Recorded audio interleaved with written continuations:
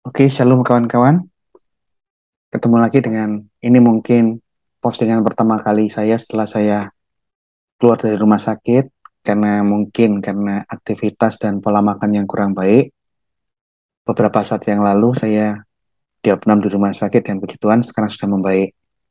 Nah, pagi hari ini saya ingin ikut menimbrung dari sekian banyak orang yang sudah memberikan reaksi tentang buku PPKN kelas 7 yang menghina agama Kristen, di mana orang Kristen sama sekali tidak pernah punya ajaran Tritunggal adalah Allah, Maria, dan Yesus.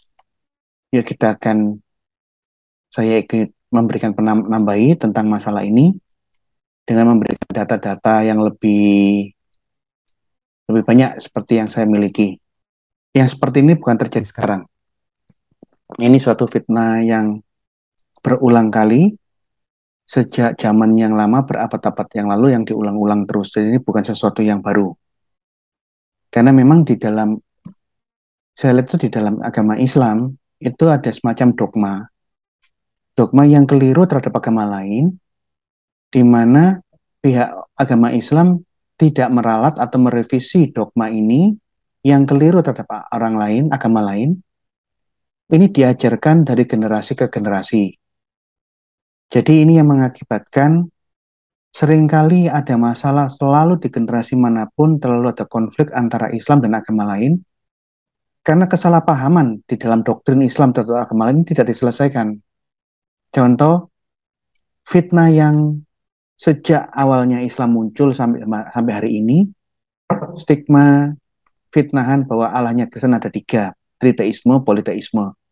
Tritunggal, orang Muslim salah paham di dalam doktrinnya dia mengira Tuhannya orang Kristen itu Allah yang ilahi, kemudian yang kedua adalah Maria yang dikawini oleh Allah, Maria itu insani dan melahirkan Yesus yang setengah manusia, setengah Tuhan. Dan ketiganya ini dipertuhankan, Allah, Maria, dan Yesus. Sehingga ini menjadi image ada tiga Allah yang berbeda, Allah, Maria, dan Yesus, yang dituduh sebagai yang disembah dan diimani orang Kristen. Kami tidak pernah mempertuhankan tiga hal ini. Ini ajaran yang gila. Ini ajaran gila, ini bukan ajaran Kristen. Ini ajaran yang keliru. Kita tidak mempercayai Tritunggal Allah, Bapa, Allah, Ibu, dan Anak. Ini slogannya KB, Keluarga Berencana. Ini bukan Tritunggal orang Kristen. Jadi ini asbun, salah besar. Oleh karena ini merupakan dogma kekeliruan dogmanya Islam yang diajarkan dari generasi ke generasi, hal ini sulit diberantas. Karena yang semacam ini, tuduhan, hinaan, dan fitnahan, bulian, caci maki terhadap agama lain, punya Tuhan tiga, itu sudah didoktrinkan sejak umat Islam paling kecil, paling anak-anak.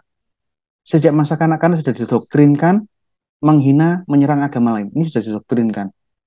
Contoh buku saya tambahkan ya, Jawahirul Kalamiyah. Ini buku tentang agama Islam kelas anak-anak yang diedarkan di seluruh pesantren, madrasah-madrasah, dan sekolah-sekolah dasar negeri. Ini sudah mengajarkan muatan tentang fitnah dan hinaan terhadap agama lain. Bahkan bukan hanya buku-buku seperti Jawahirul Kalamiyah, buku-buku resmi yang diterbitkan oleh Dignas atas anggaran pemerintah dari uang yang dikumpulkan dari seluruh rakyat Indonesia sebelum PPKN kelas 7 ini muncul, di masa lalu juga sudah terbit buku resmi Dikbud untuk kelas SMA yang menghina kekristenan dengan fitnah. Jadi kalau kita lihat ini memang suatu fitnah yang tersistematis dan masif terjadi berabad-abad sampai hari ini. Yang hari ini yang jadi ramai di pembicaraan banyak orang, banyak yang mereaksi, Katolik mereaksi, PGI mereaksi, Daging Gadas mereaksi, Dede Juli mereaksi, termasuk saya nusul di pagi hari ini tentang PPKN ini yang sekarang. Jadi memang ada unsur kesengajaan, karena tidak mungkin anggaran negara untuk mencetak buku yang diedarkan di seluruh wilayah negara Indonesia itu dicetak secara keliru-keliru sembarangan. Ada proses penyusunan, ada proses editing, ada proses pencetakan. Jadi ada kesengajaan yang awalnya dari doktrin, sekarang diimbaskan di dalam pemerintahan untuk memfitnah agama lain. Fitnahnya adalah tentang hal-hal yang tidak pernah kami imani. Ini orang Katolik yang sebelah kanan, nanti reaksi dari Katolik. Katolik sudah memberikan reaksi dulu lebih cepat sebelum PGI menyusul. Jadi baik Kristen dan Katolik semua mereaksi tentang fitnahan ini. Ini di dalam buku itu ada tulisan di dalam PPKN karakteristik daerah dalam NKRI. Dia menggambarkan berbeda alam semesta, alam Indonesia yang indah. Tapi ada sesuatu yang ingin saya sampaikan. Karakteristik umat polemikus Muslim di Indonesia adalah yang seperti tadi saya bilang, karakternya itu menghina, mencaci maki, menista dan merendahkan agama lain. Itu karakteristik yang nanti kita lihat data-datanya ya. Ini karakteristik umat Islam golongan polemikus yang ada di Indonesia. Ini seperti yang disebutkan, menghina agama lain, memfitnah agama lain. Jadi mereka menggunakan strategi berdakwah dengan memfitnah agama lain. Tanpa memfitnah agama lain, mereka tidak percaya diri mendakwakan Islam tanpa hinaan terhadap agama lain. Setelah mencaci maki dan menista agama lain sepuas-puasnya, mereka merasa aman karena mereka mayoritas. Dia berhak menista merendahkan secara arogan kepada agama lain, kemudian mengopinikan agamanya yang paling sempurna, tidak sama dengan agama-agama yang sudah dia hinanya sesuka-sukanya tadi itu. Ini contoh ya. Ini buku ini sudah dipelajari, sudah ada di pesantren sejak tahun 50-an.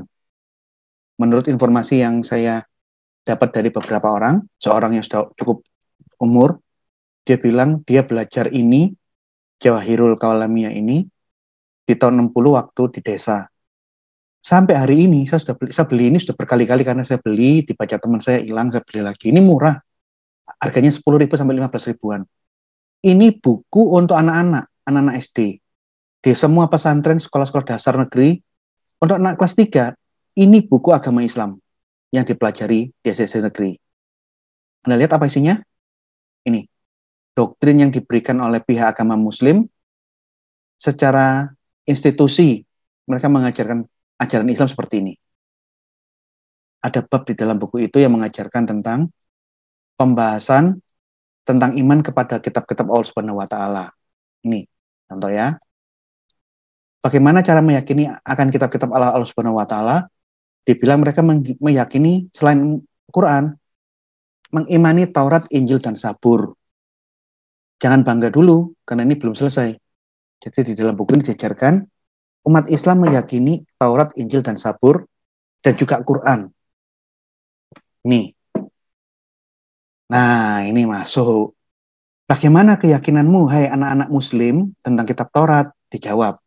Kita harus yakin bahwa kitab Taurat adalah merupakan salah satu kitab Allah Subhanahu wa taala yang telah diturunkan kepada Nabi Musa alaihissalam. Ini sudah mulai. Jadi dia memberikan suatu gambaran, didoktrinkan kepada anak-anak Muslim, anak-anak SD, bahwa Taurat itu mekanismenya persis sama Quran. Jadi Allah menurunkan Taurat kepada Nabi Musa alaihissalam, disamakan, dipersiskan dengan nuzulnya Quran kepada Muhammad. Terus mereka menguraikan lagi. Kitab Taurat ini menjelaskan berbagai macam hukum syariat kita yang benar, lagi diridloi, membawa berita gembira akan datangnya seorang nabi dari kalangan Bani Israel. Nah, ini sudah mulai masuk. Sesuatu yang menarik ini. Karena dari kecil sudah didoktrinkan, bagi mereka Taurat yang benar itu yang diturunkan Allah kepada Nabi Musa, isinya mengenai aturan-aturan akidah-akidah plus nubuatan akan datangnya seorang nabi dari kalangan kaum Bani Israel, yaitu Nabi Muhammad. Jadi Muhammad itu sudah dinubuatkan di dalam Taurat. Ini sudah didoktrinkan. Ini akan menjadi konflik. Karena di dalam faktanya Taurat yang ada di zaman sekarang sampai Taurat yang ditemukan 2000 tahun yang lalu di The Dead Sea Scroll tidak ada nubuatan tentang Muhammad. Dan juga memberi petunjuk tentang datangnya syariat baru yang membawa ke surga. Ini sudah mulai masuk, yuk kita lihat. Bagaimana pendapat para ulama tentang keberadaan kitab Taurat yang ada di tangan ahli kitab sekarang ini? Jikalau itu adalah kitab Taurat yang benar versinya Islam yang didoktrin kepada anak-anak, Masalahnya bagaimana dengan kitab Taurat yang ada sekarang ini? Nih lihat, para ulama berpendapat bahwa kitab Taurat yang ada sekarang ini telah mengalami perubahan. Nah, sudah didoktrinkan Taurat yang sekarang ini berbeda, dirubah, sudah palsu. Buktinya bahwa kitab tersebut sudah tidak lagi menyebutkan tentang surga dan neraka, hari kebangkitan berkumpulnya manusia di padang mahsyar, dan hari pembalasan. Loh, jadi mereka mengharuskan isinya Taurat itu sama seperti Quran. Pada masa itu padan dari mana? Nggak pernah kita kenal. Itu kan ada di dalam hadis-hadisnya Islam tentang surga neraka. Lalu itu kan Quran, itu kan memang isinya Quran. Taurat tidak berbicara tentang semacam itu. Tentang surga dan neraka itu lebih spesifik di kitab Daniel dan di kitab Wahyu. Jadi ada upaya berusaha mengislamkan Taurat harus sama dengan versi Muslim. Padahal masalah tersebut adalah merupakan hal yang sangat urgent yang harus disebutkan dalam kitab-kitab Allah. Jadi dia memberikan suatu penetapan yang namanya kitab suci itu harusnya seperti ini. Kamu tuh siapa? Kamu sama Taurat tuh duluan mana? Kok kamu ngatur-ngatur tentang isinya Taurat? Yuk kita baca lagi. Ada lagi bukti yang menunjukkan bahwa kitab tersebut telah diubah. Adalah bahwa penjelasan tentang wafatnya Nabi Isa, ini tentang apa wafatnya Nabi Isa ditempatkan pada bab terakhir ini keliru. Ini bukan Nabi Isa tapi Nabi Musa. Ini ada salah tulis, salah terjemahan. Ada bukti yang menunjukkan bahwa kitab tersebut telah diubah, telah dipalsukan, bahwa ada penjelasan tentang wafatnya Nabi Musa alaihissalam. Ditempatkan pada bab terakhir pada Ulangan pasal 34. Padahal beliau adalah Nabi yang menerima kitab tersebut. Jadi begini, karena ada bab tentang kematian Nabi Musa di Ulangan pasal 34, dia mengatakan tidak mungkin Taurat tulisannya Musa. Bagaimana mungkin Musa menulis Taurat, menulis kisah kematiannya sendiri? Pasti yang nulis Taurat itu orang lain yang bisa mencatat, menjelaskan tentang bagaimana akhir hidupnya Musa. Kemudian dia mengatakan ini bukti bahwa Taurat yang ada pada saat ini bukan Taurat yang diterima Musa zaman dulu dari Allah langsung, tapi Taurat yang sudah dipalsukan. Ini loh contoh muatan-muatan yang sudah ditanamkan untuk anak-anak kelas 3 Muslim di seluruh Indonesia, bahwa ada muatan menyerang agama lain. Kalau masalah ini kan saya bisa jelaskan dengan gampang. Taurat itu ditulis oleh Musa dan Yosua. Yosua sebagai salah satu orang yang terlibat dalam penulisan Musa, kita bisa baca di dalam Yosua pasal 4 ayat 26. Yosua menuliskan semuanya itu di dalam kitab hukum Allah. Kalau kita lihat bahasa Ibraninya, Yosua menuliskan di dalam Torah Elohim. Jadi memang pada Ulangan pasal 34, kisah tentang kematian Musa di Ulangan pasal 34 itu tulisannya Yosua. Dan kitab-kitab literatur Yahudi juga mengatakan hal yang sama. Yuk kita lihat berikutnya. Bagaimana keyakinanmu anak-anak Islam tentang kitab Injil?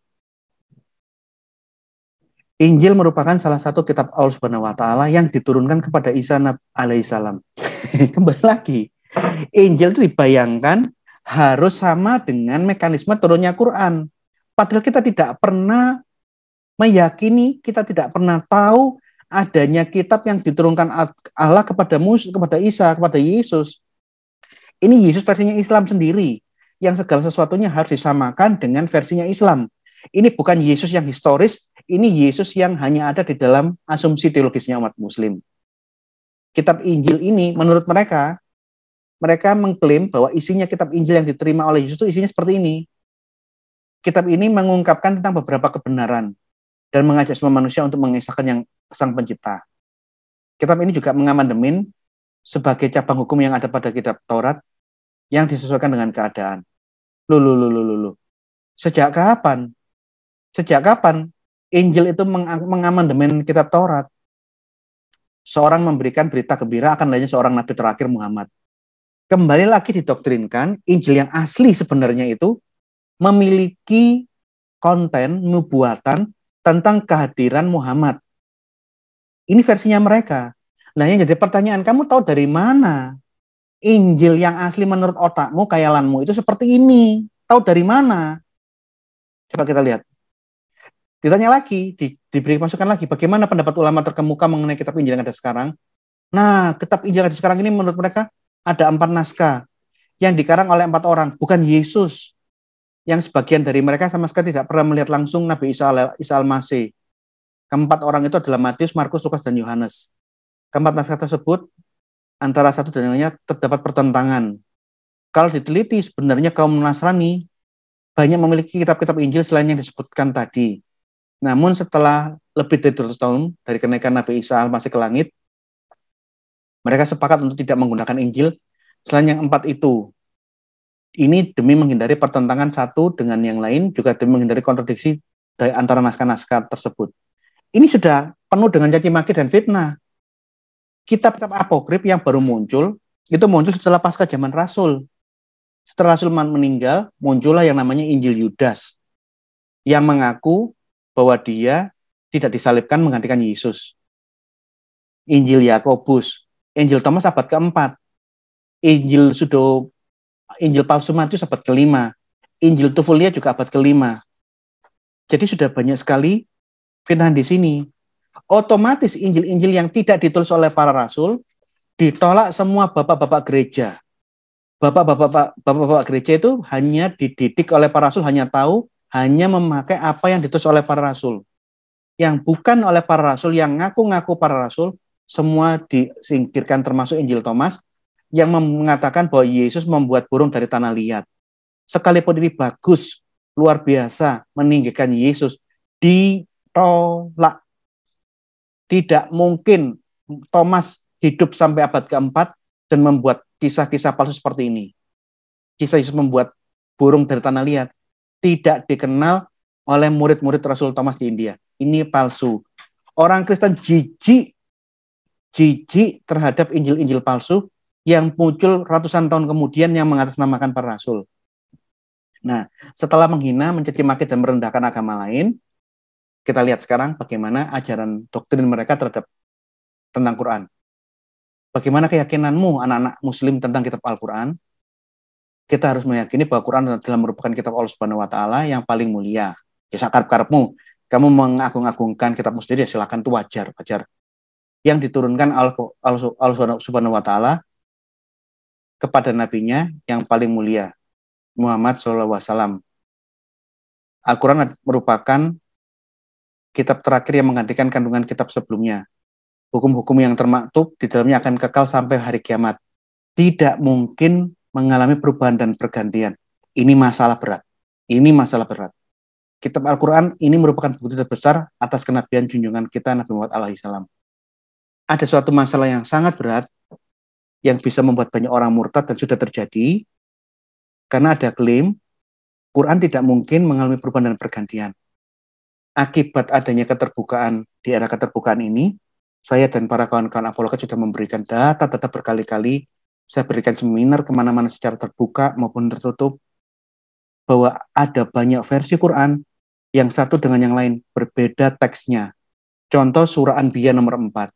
Versi Quran Indonesia Hafiz punya qala Robi. Dia berkata, maksudnya dia itu Muhammad yang ngomong, Tuhanku titik-titik dan seterusnya.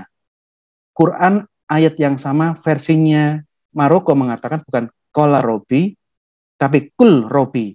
Katakanlah Tuhanku adalah begini. Kalau qala itu artinya Muhammad yang berbicara. Kalau menggunakan versinya Maroko, kul.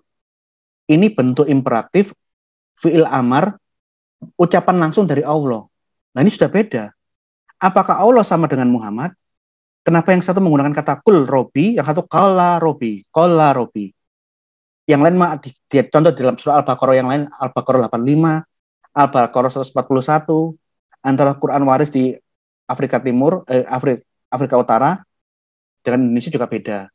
Yang satu menggunakan kata ganti domirnya, anta tak lamun, yang satu menggunakan domir hum, ya lamun, mereka dengan kalian. Ini berbeda juga. Kalian itu orang kedua jamak, mereka orang ketiga jamak. Ini berbeda. Gara-gara sudah ada doktrin dari kecil, tidak mungkin mengalami perubahan dan penggantian. Begitu data-data ini ada dan disabarkan di era keterbukaan, banyak orang muslim kecewa dan merasa ditipu selama bertahun-tahun. Contoh di dalam bukunya Kitab Al-Masohif, tulisannya Abu Dawud, surah Ali Imran 19 dikatakan, mushafnya Ibnu Mas'ud, inna dinna indalahil hanifiyah, agama yang benar yang diridhoi Allah di sisi Allah adalah agama Hanif. Quran sekarang inna dina indalahil Islam. Hanif dan Islam itu dua agama yang berbeda, agama Hanif dengan agama Islam. Jadi karena ada statement doktrin bahwa Quran tidak mungkin mengalami perubahan dan pergantian, ini suatu klaim atas asumsi teologis yang sangat-sangat berat. Di mana di saat era keterbukaan begitu ini dibuka oleh apologet-apologet Kristen, banyak orang Muslim yang sadar telah tertipu atas doktrin yang telah diterima sejak kecil dan mereka keluar dari Islam. Ini contoh ya, ini buku yang paling lama ya. Ini buku terbitan Dikbud resmi. Ini untuk agama Islam. Jadi anak-anak mahasiswa di sekolah negeri dapat pendidikan agama Islam seperti ini. Jadi saya berikan judul ini fitnah resmi. Fitnah resmi Dikbud Indonesia di zaman itu isinya seperti ini. Ini buku wajib yang dibiayai oleh pemerintah untuk semua pelajar di Indonesia tentang agama Islam, kelas SMA. Kelas 11. Jadi kira-kira ya kelas SMA kelas 3, kelas 2. Jadi fitnah resmi ini sudah berjalan secara simultan terus-menerus sejak SD sampai SMA. Sama isinya, doktrinnya memfitnah agama lain. Ini lihat. Ini buku resmi Dikbud. Departemen Pendidikan dan Kebudayaan untuk SMU kelas 2 atau kelas 12. Di zamannya Profesor Muhammad Nuh. Profesor Muhammad Nuh itu orang Surabaya dari Gunung Anyar, saya dari Rungkut, jadi kita tempatnya berdekatan. Ini 2014. Ini buku resmi dari Keuangan Negara yang isinya memiliki kandungan menghina, merendahkan, mencaci maki, memfitnah agama lain. Ya kita lihat. Dia kasih gambar tentang kitab Injil di saat mereka membahas tentang kitab Injil. Ini lihat. Terjemah Injil Barnabas, gambarnya Injil Barnabas. Jadi dari gambar di dalam buku itu sudah memiliki tendensi menghina dan memfitnah agama Kristen. Injil palsu abad ke-16 ini tidak pernah menjadi Injil yang kita imani. Ini Injil palsu abad ke-16, baru muncul abad 16. Orang Muslim yang membuat mengarang-arang Injil ini. Yuk kita baca isinya, saya lihat gambarnya. Kitab Injil diwahyukan oleh Allah Subhanahu wa taala kepada Nabi Isa alaihi salam. Sejak kapan tidak pernah terjadi yang seperti ini? Ini hanya ada di dalam asumsi teologisnya umat Muslim. Yesus disamakan dengan Muhammad yang menerima kitab sucinya dari Allah. Ini kan gambaran-gambaran yang kayalan-kayalan asumsi teologisnya Islam. Ini didoktrinkan. Kitab Injil yang asli, nah ini coba. Kitab Injil yang asli memuat keterangan-keterangan yang benar dan nyata, yaitu perintah-perintah Allah Subhanahu wa taala agar manusia mengesahkan dan yang tidak menyekutukannya. Mengesahkan dan menyekutukannya sekitar dhisik dari zaman dulu orang Yahudi itu tidak pernah mengimani politeisme. Ada pula penjelasan bahwa di dalam kitab Injil tersebut terdapat karangan bahwa di akhir zaman akan lahir nabi yang terakhir dan penutup para nabi dan rasul yang bernama Ahmad atau Muhammad. Ya ampun. Kamu tahu dari mana Injil yang asli itu memiliki nubuatan akan datangnya Nabi Muhammad atau Nabi Muhammad? Tahu dari mana kamu punya? Punya buktinya? Ini kan asumsi teologis saja. Dia punya kekayaan teologis, asumsi teologis. Di mana Injil itu sesuatu yang diturunkan Allah kepada kepada Yesus. Kitab Injil diturunkan kepada Nabi Isa sebagai petunjuk cahaya penerang bagi manusia. Kitab Injil sebagaimana dijelaskan dalam Al-Quran bahwa Isa alaihissalam untuk mengajarkan tauhid dan seterusnya. Tauhid di sini artinya mengesahkan Allah, monoteisme, dan tidak menyekutukannya. Coba lihat. Hanya saja Injil pun senasib dengan Taurat, sudah mengalami perubahan dan pergantian yang dilakukan oleh tangan manusia. Jadi kitab suci Injil, firman Allah bisa dirubah oleh manusia, ini asumsinya mereka. Kitab Injil yang sekarang semua tulisan dan catatan perihal kehidupan atau sejarah hidupnya Nabi Isa alaihissalam. Kitab ini ditulis menurut versi penulisnya Matius, Markus, Lukas, dan Yohanes. Mereka adalah mereka bukan orang-orang yang dekat dengan masa hidupnya Nabi Isa alaihissalam.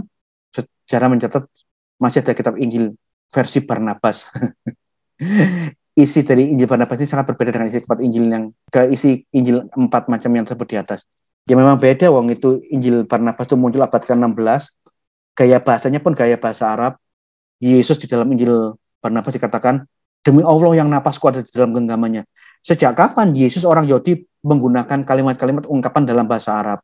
Kedua, Injil palsu Barnabas abad 16 ini, Injil yang paling bodoh yang pernah ada buat orang Muslim, karena dia menggambarkan Yesus berjalan dari Kapernaum ke Nazaret, naik kapal. Ini gobloknya goblok, karena apa? Nazaret itu di bukit, terpisah dengan daratan perbukitan dengan Nazaret. Bagaimana mungkin ada kapal bisa berlayar melewati perbukitan dan gunung-gunung? Bukankah kapal itu hanya bisa lewat di media berair? Jadi gambaran Injil Barnabas bahwa Nazaret dan Kapernaum itu dipisahkan oleh danau atau laut, itu gambaran yang konyol yang menunjukkan kepalsuan Injil Barnabas. Dan yang palsu-palsu ini yang dianggap benar dan dimasukkan di dalam buku ini, yang benar difitnah sehabis-habisnya. Nah, jadi pertanyaan, kok bisa ada fitnah-fitnah yang konyol-konyol sampai ini? Karena menurut saya, fitnah-fitnah yang kita baca caci maki dari berbagai buku-buku resmi terbitan pemerintah Indonesia, itu tidak bisa tiba-tiba muncul. Ada fase pembuatan draft awal, pengujian ulang, editing, sampai dicetak.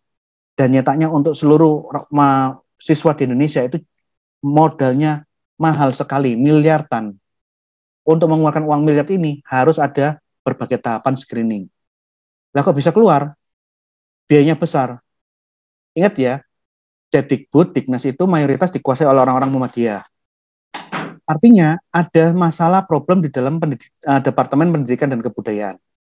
Artinya ada banyak kelompok polemikus Muslim yang punya semangat mencaci maki dan menista agama lain, ada di Dikmas, sehingga hal-hal semacam ini terjadi berulang-ulang, terus terjadi di setiap zaman, selalu terjadi.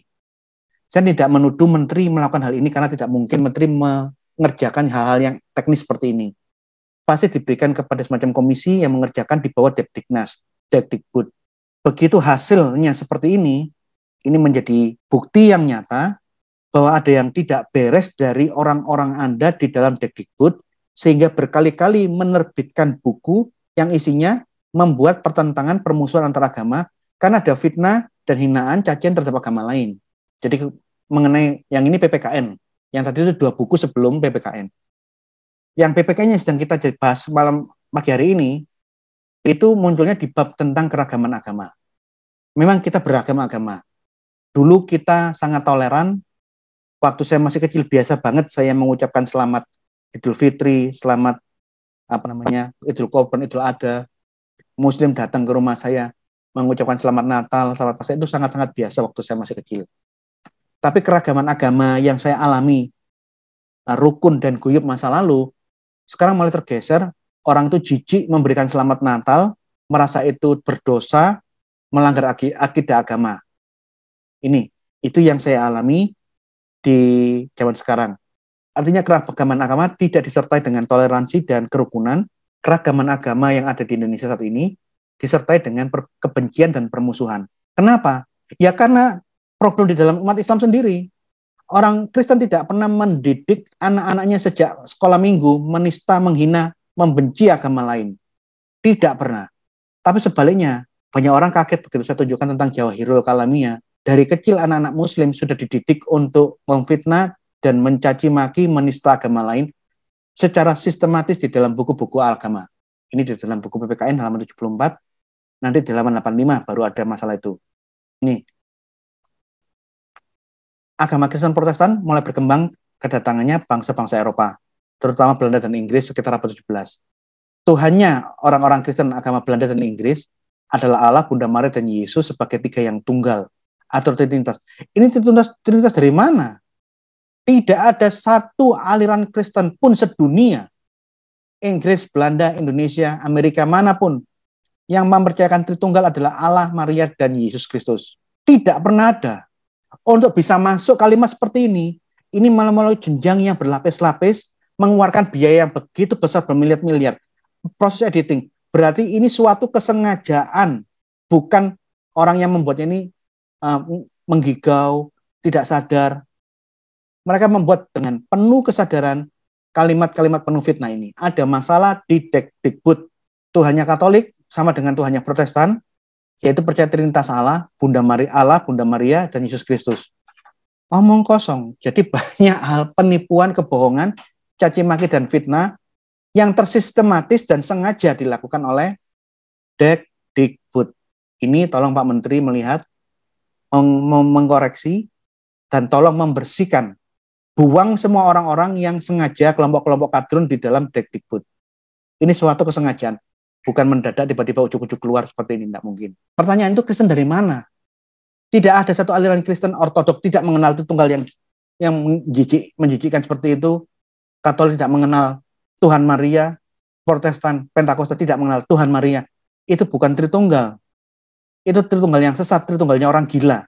Allah, Maria, dan Yesus itu Tritunggalnya orang gila. Itu yang mengatakan menyembah tiga ilah, Allah, Maria, dan Yesus.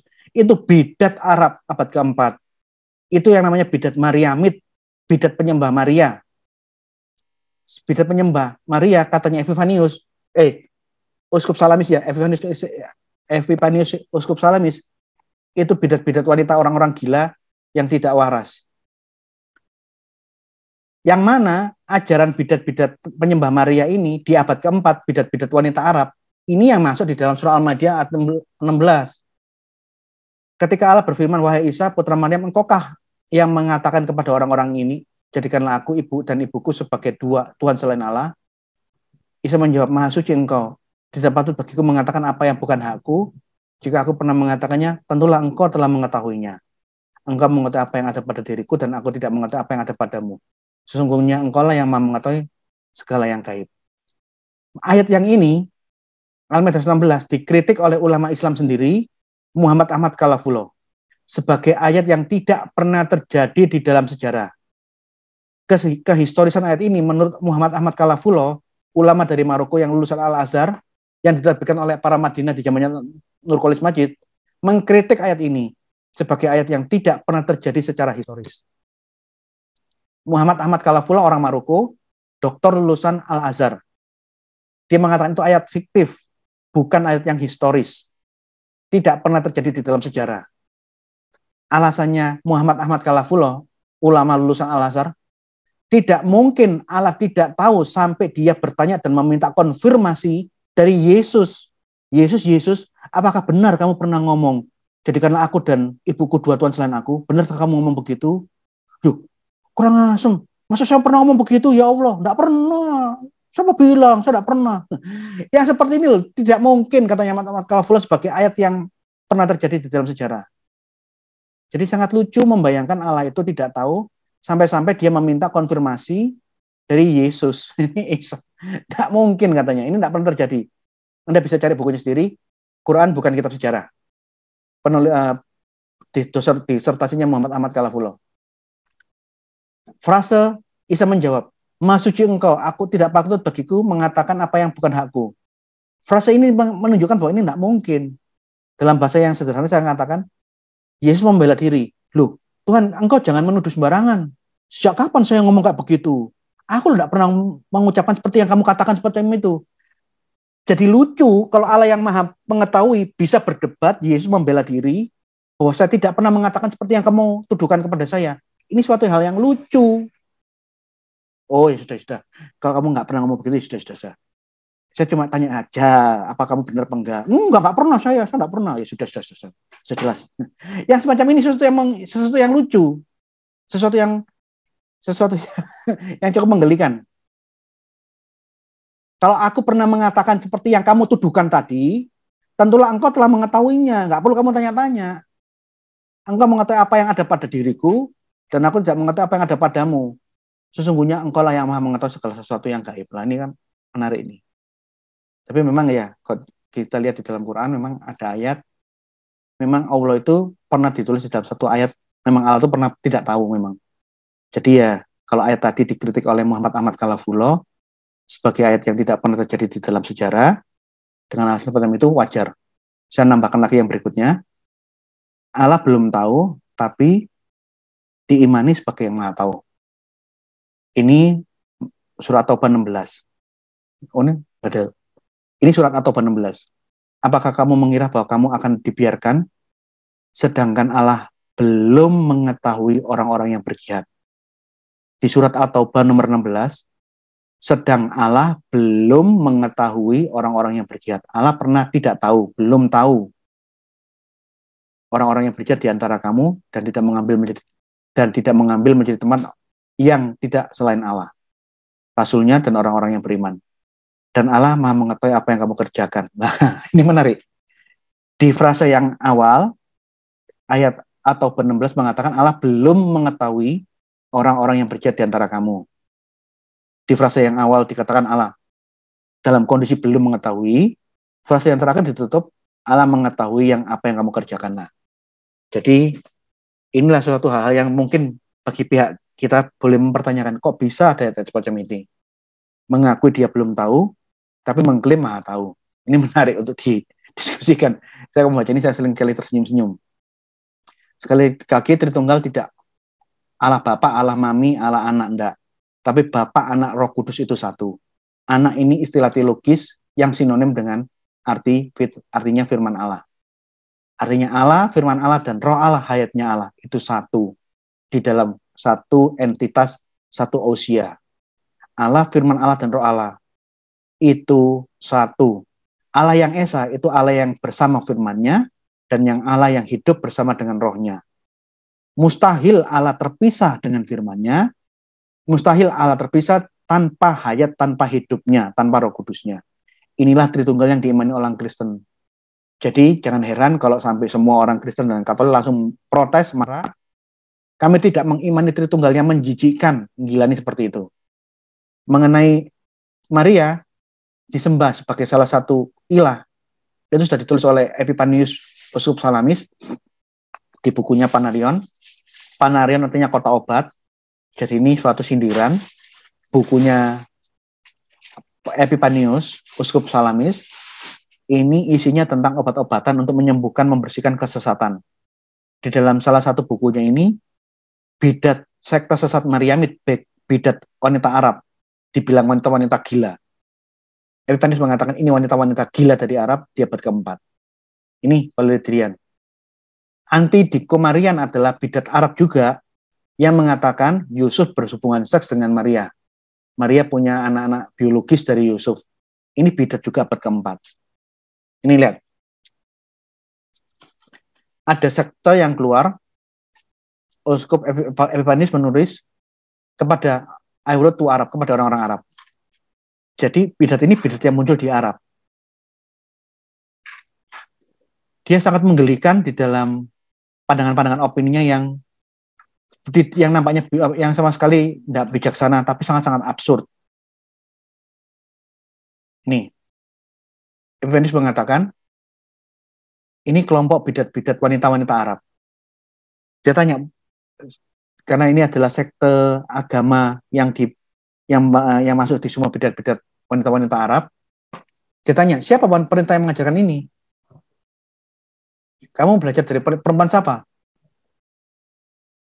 Orang-orang bidat Mariamid ini pada waktu melakukan ritual penyembahnya, dia mendandani suatu kursi potong rambut dengan tempat yang bujur sangkar, square seat, diletakkan hamparan kain, dan memberikan sajian makan-makanan untuk dipersembahkan kepada Maria. Ini pada hari-hari tertentu di dalam setahun. Dia memberikan roti bundar pipih yang namanya kolidri, sehingga bidat penyembah Maria ini disebut juga bidat kolidrian. Ini bidat-bidat Arab di abad keempat. Epipanius memberikan bantahan mengenai ini sebisa yang dilakukan. Epipanius mengomel, grab out, mengomel akar penyembahan berhala ini, dia menentang habis-habisnya. Ini kegilaan dari perempuan-perempuan Arab. Ajaran ini ajaran gila, kegilaan perempuan-perempuan Arab yang mengajarkan Allah, Maria, dan Yesus adalah tiga ilah yang disembah. Ini ajaran yang paling gila. Ini sudah ditulis oleh Epipanius, bidat abad keempat. Jadi apa yang dituliskan oleh buku PPKN itu pengulangan dari bidat Kristen Arab di abad keempat yang masuk di dalam Al-Maidah 16 yang diyakini secara keliru seakan-akan itu doktrin Tritunggal Kristen. Enggak. Itu ajaran gilanya orang-orang wanita Arab, bidat-bidat abad keempat Arab, wanita Arab. Itu orang-orang gila, kata Epifanius. Ajaran sinting, menyembah manusia itu ajaran sinting. Tidak pernah Kristen menyembah manusia. Maria dihormati sebagai bunda Allah, iya. Tapi dalam pengertian dialah yang melahirkan sang firman yang menciptakan sisi dunia. Yesus adalah Allah. Maria lah yang melahirkannya. Tapi kita tidak pernah menyembah Maria. Maria tidak pernah menjadi Tuhan di dalam ajaran Kristen. Ini bidat Arab yang dikutuk di antara abad 4 abad 5 sebelum Islam. Ya, saudara-saudara, ini postingan saya. Sudah berakhir presentasi saya. Ini buku yang barusan saya tulis sudah terbit. Buku ini merangkum 4 konsili Kristen. Jadi hanya menambahi tentang apa yang sudah saya tulis. Karena pengajaran-pengajaran saya itu banyak yang saya sudah ajarkan secara lisan, tapi belum saya tulis. Bukunya agak tebal. Ini sejarah 4 konsili Nikea, Konstantinopel, Efesus, dan Kalsedonia. Salah satu ciri yang beda dari yang umumnya buku yang ada, saya memberikan banyak catatan para saksi mata, pelaku sejarah, plus notulensi sidang resmi, untuk menepi fitnah dan hoax, bahwa tidak pernah ada pembahasan Tritunggal di Nikea, Konsili Efesus, Konsili Konstantinopel, tidak pernah ada pembahasan khusus tentang Tritunggal. Tritunggal itu otomatis diimani semua orang Kristen. Di sini juga selain sejarah, apologetika, ada heresiologi, ajaran tentang dogmatika, plus apologetika, plus islamologi. Jadi buku ini lengkap informasi. Per buku, kalau Anda beli di dalam Tokopedia, beli 1 buku itu 100.000, beli 2-9 ada diskon khusus 90.000, beli 4 buku ke atas itu 85.000. Cepat beli, karena peminat buku ini cukup banyak, jangan sampai Anda tidak kehabisan buku ini. Terima kasih.